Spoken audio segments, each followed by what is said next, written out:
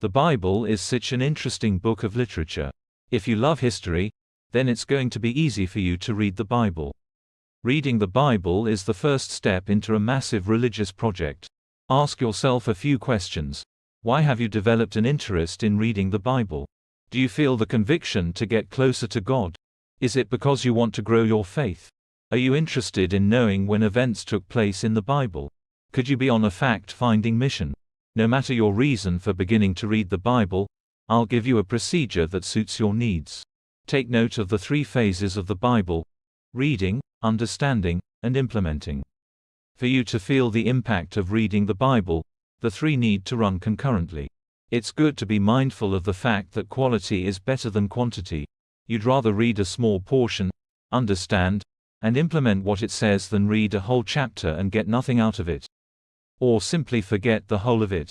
I've never forgotten the first Bible verse I read when I made up my mind to get serious about issues that concern God. It was Matthew chapter 5 verse 22. It points out that it's wrong to call someone a fool. Before God spoke to me through this verse, I used the word fool quite often. The verse changed my way of looking at people. I felt elevated from a bad situation. It's now been 2 decades. I still remember that day as though it happened yesterday. So, what am I saying? Stay calm, move at your pace, and focus on your interest in reading the Bible. Now, let's see which method suits you best. Do you find it interesting to read books? Are you curious to understand what transpired in past events? Do you enjoy reading essays or articles? Then you can enjoy reading the Bible one story after another. Start with a Bible character that interests you most. Is it Ruth, David, Solomon, Job, Joseph, Joshua, Ezra, Tobit, Moses, Hannah, or Jeremiah? The list is endless. To keep yourself focused on reading more, begin with a character whose story ended up with blessings, healing, or something good. It's more like the way we perceive movie characters to be what they act. Some of them take part in ugly scenes. It's hard to believe that's not what they are in real life. Choosing an inspiring book psychologically prepares you for a happy ending. It will encourage you to continue reading the Bible. The story of Job can be a good bet if you believe in victory after suffering for a long time.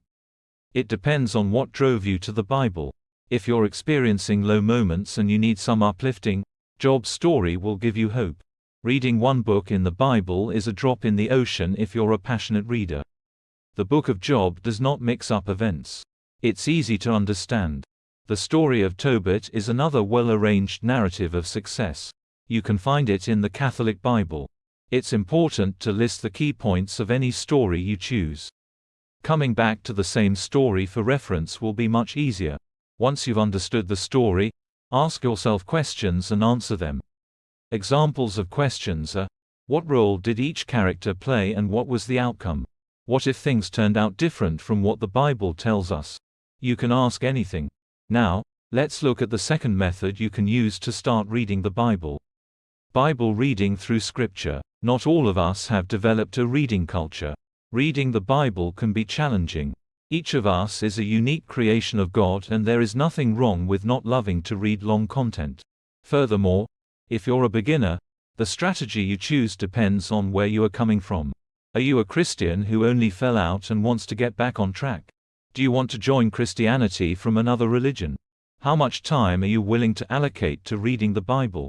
You need to involve all the factors surrounding your day to be able to gear yourself up for the Bible reading challenge. Now, what do you want God to do for you? Are you timid and looking to be more courageous? Could you be suffering from fear? Is someone oppressing you? There is quite a lot. Once you have come up with issues you'd like to deal with, derive the keyword. Ask Google questions like Bible verses for courage, Bible verses for fear, or Bible verses for oppression. So many people have made it simpler for newbies to understand the Bible by coming up with answers to such queries. After reading through the list, go back to your Bible. Remember, you're trying to reignite your relationship with God. Articles are guidelines. Within the list, there could be a verse that caught your eye. You probably wondered what that section of the Bible says. Once you have read it, evaluate the context in which it was written.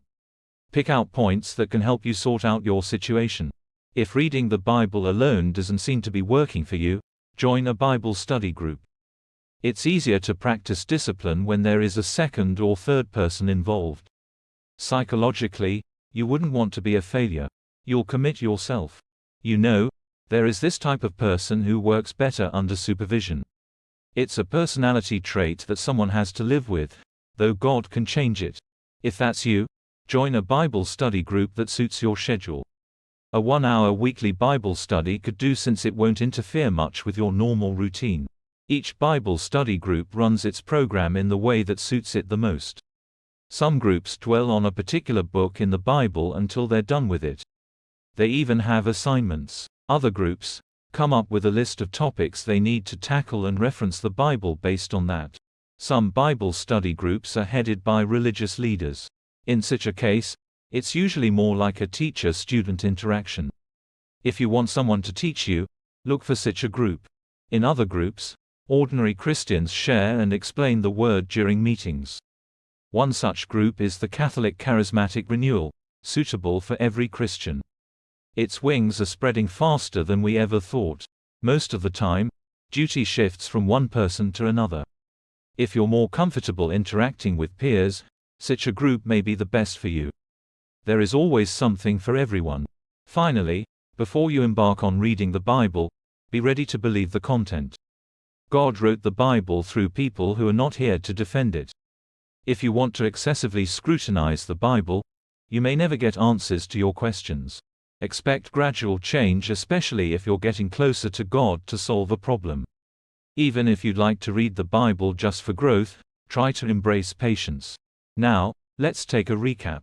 We've talked about reading the Bible through Bible stories, specific scriptures, or through Bible study groups.